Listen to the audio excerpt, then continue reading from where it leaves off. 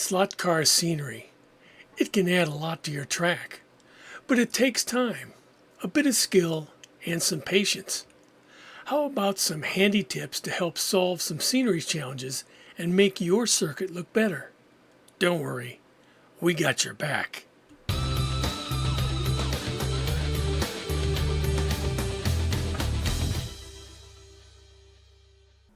Hey everybody, it's your friend Mark from Slot Journal.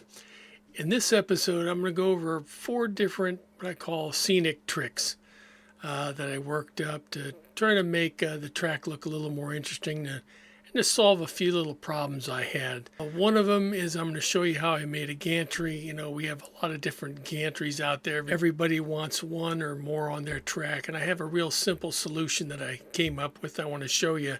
The other thing, foliage is a big thing on a lot of tracks. There's a lot of different ways to make foliage, all different kinds.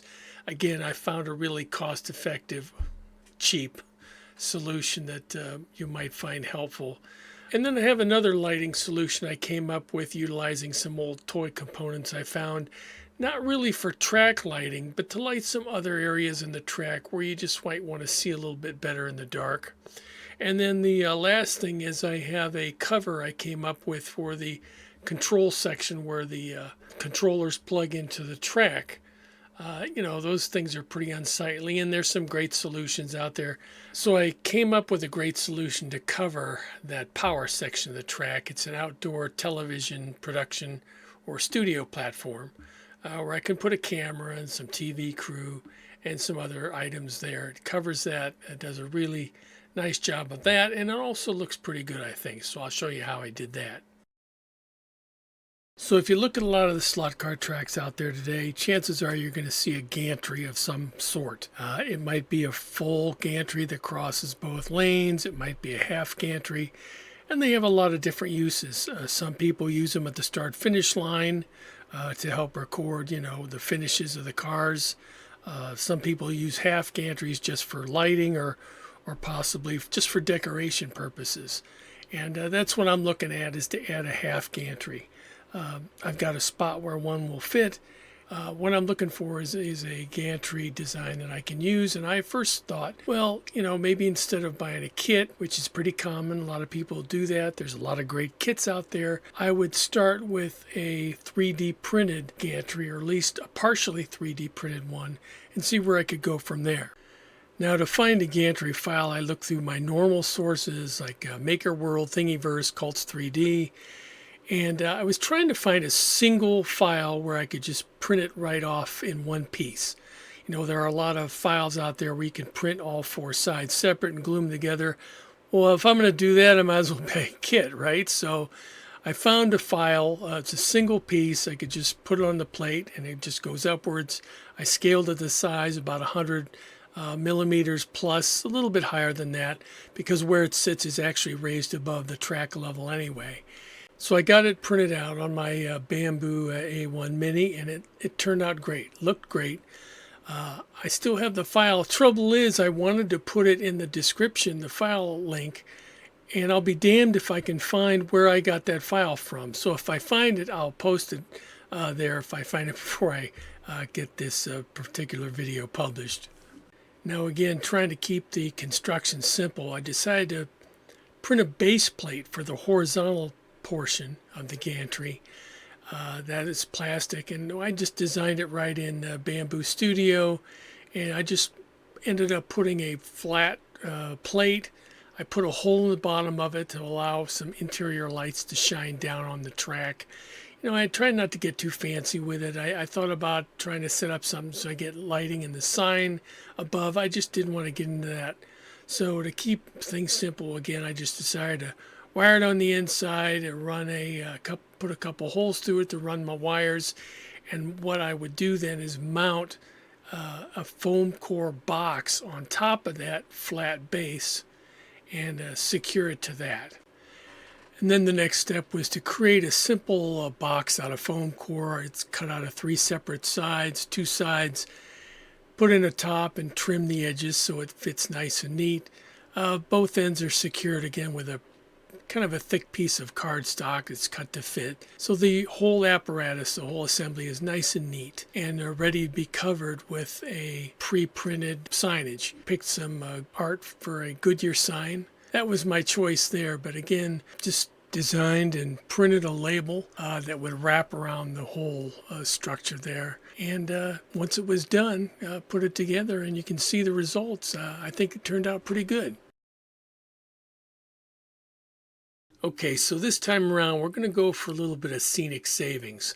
Things like static grass or, some types of foliage for your scenic track is easy enough. But when you get anything more detailed like trees and flowers or anything like that, you see the prices and your cost starts going up. So I needed to find a realistic and cheap solution to fill these flower boxes. These buildings I build are all European, Swiss and German, and that's pretty common in some of these town buildings. They have flower boxes.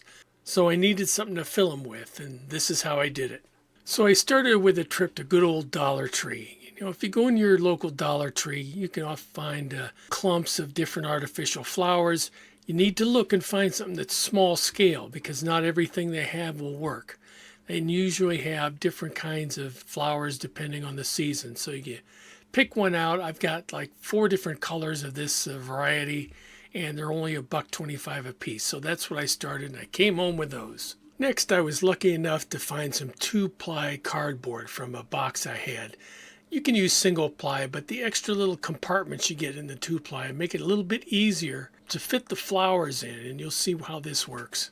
Then we cut the flowers into a small size that's going to fit into this little piece of cardboard.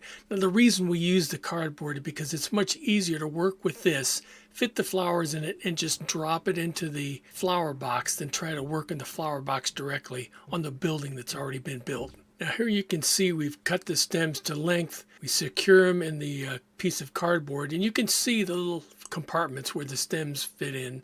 Secure them with some CA glue and make sure that piece of cardboard is cut to fit so you can drop it right into the flower box. And here you can see the result. If you cut the cardboard strips just to the right size, then you can just drop them in. You could secure them with a bit of glue, but I don't really find it necessary. And you can use the same technique in just about any situation for any kind of structure you have. Another example here is this large alpine hotel where it worked perfectly. And I'd be remiss if I didn't point out that Dollar Tree is really a great place to find handy little things. Got some reindeer moss here for $1.25 a bag. A couple little storage boxes for $1.25 each. Keep some parts and pieces in. And even some cheap little emergency screwdrivers that come in handy from time to time.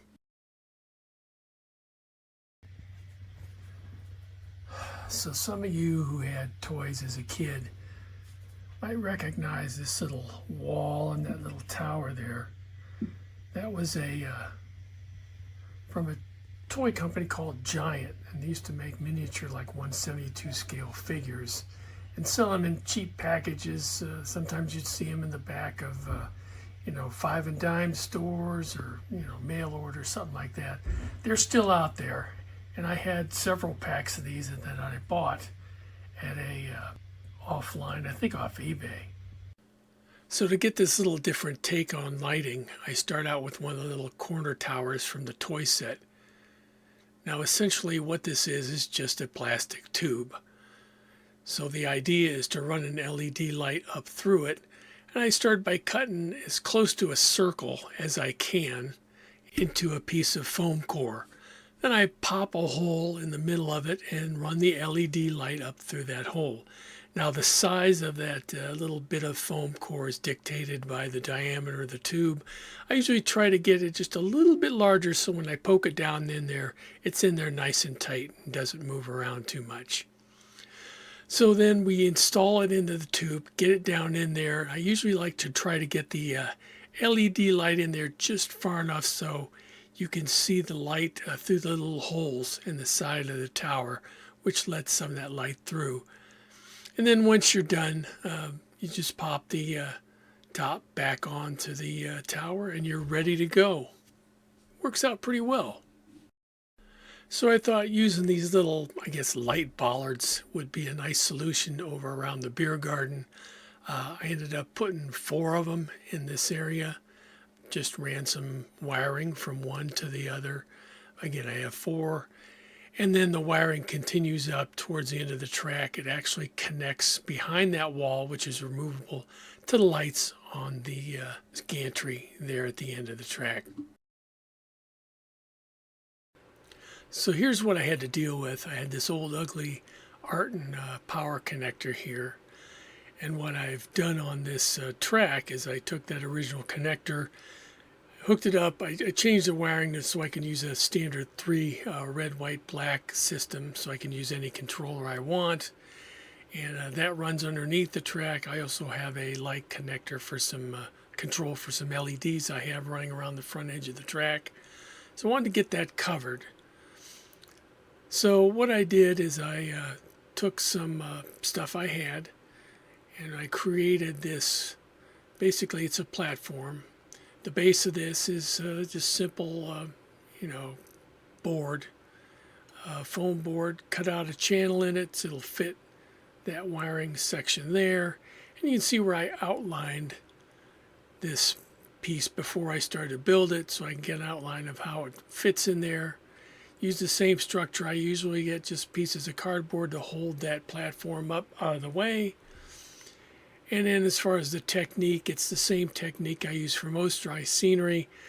Stuff newspaper under there, cover it with plaster cloth, and just form it into a rock type shape and get that all the way in. I have a plastic, this is a 3D model I found on the internet. Again, this one is just set in there to shape. And it'll get painted. It's going to get some more touch-up, some dry brushing to highlight that. But once it's in place, you see it just fits into the spot here where it's going to be removable if I need to access anything. It'll fit into the scenery. Will be brought up to both edges on both sides, so I can take it in and out, whenever I need to. And again, the construction there is pretty simple. Doesn't really hang over the track, just a little bit over the border that I created there on the one edge. And I mostly want to make sure that hookup just wasn't be able to be seen from either side of the areas where the driver stations are. And so here's the finished product. Still some painting and landscaping to do around the bottom, but you can see we have plenty of space in the outdoor studio for some race commentators at the desk, an interview space for the drivers, and room for the camera team and director to move around. Adding a little shelter above the desk area helps complete the scene.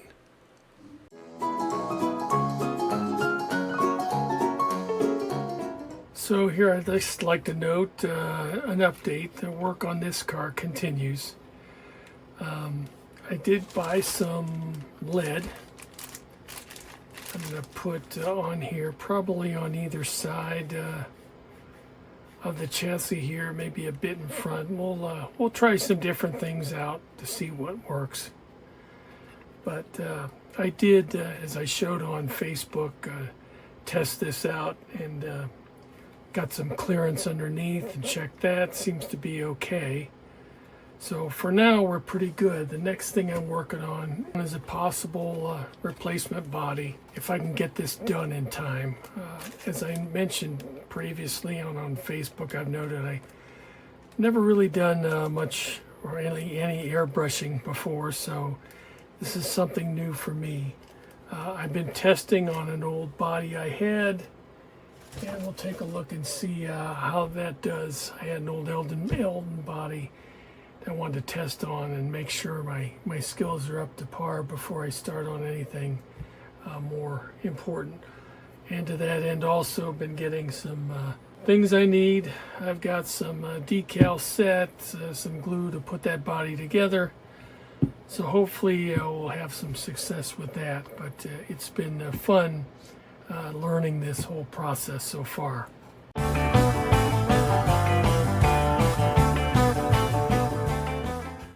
Okay, so let's take a look at some of the cars we've added. Actually, this has been over the last probably couple months because I have not been buying as many cars lately since I've been investing in some other things, like, getting ready for the AMSCO race and parts and pieces. But I did get this chaparral, which I really, which I've always wanted. This was the one Can-Am racer I had not managed to get yet. So this is a slot.it. Very happy with this one. So I managed to pick this up. And another one I had kind of gone back and forth for a while. Was this Sideways, this Skyline. The Group 5 cars, I think I have just about at least one maybe of most types. I was never a huge fan of Group 5 because all the add-ons and the sheet metal work, I just was not that crazy about it. But they've kind of grown on me over time. And this particular one helps kind of round out that group of cars, so I was very happy to get that. So finally got that one out of my system. And then, of course, like everybody else, had to pick up one of these NSR hypercars. And I'm looking forward, as I was actually going to wait. God, I can't get this thing. These things are notorious for getting out of the... believe me, it was that hard to get this thing out of the case. But as you can see, I'm excited to try this out on the track. Obviously everybody's been saying great things about it. I was going to wait and get a liveried version, but then I came up with an idea for a livery that I really liked, and I thought, okay, this white one would fit the bill perfectly. So after probably sometime after the AMSCO race, I'll get around to working on this one, see what I can come up with. But I do have something in mind, and I'm looking forward to doing that as another project. And here's a reminder for all our subscribers, and if you haven't yet, why not? The deadline to enter the drawing for the 1500 control tower is Friday, May 8th. Leave a comment mentioning 1500 Tower in episode 38's comments for your chance to enter. Don't forget, winners located outside of the continental U.S. will be responsible for the shipping charge. I also wanted to note, we've moved our merch store to Fourth Wall. We like the selection, and it's easier to shop there, especially from YouTube. We've added some great new fun designs that I think you'll like. Check it out. Well, that's all for this episode. If you like this kind of content, don't forget to like and subscribe. It does help the channel. Thanks for watching. Now go have some fun.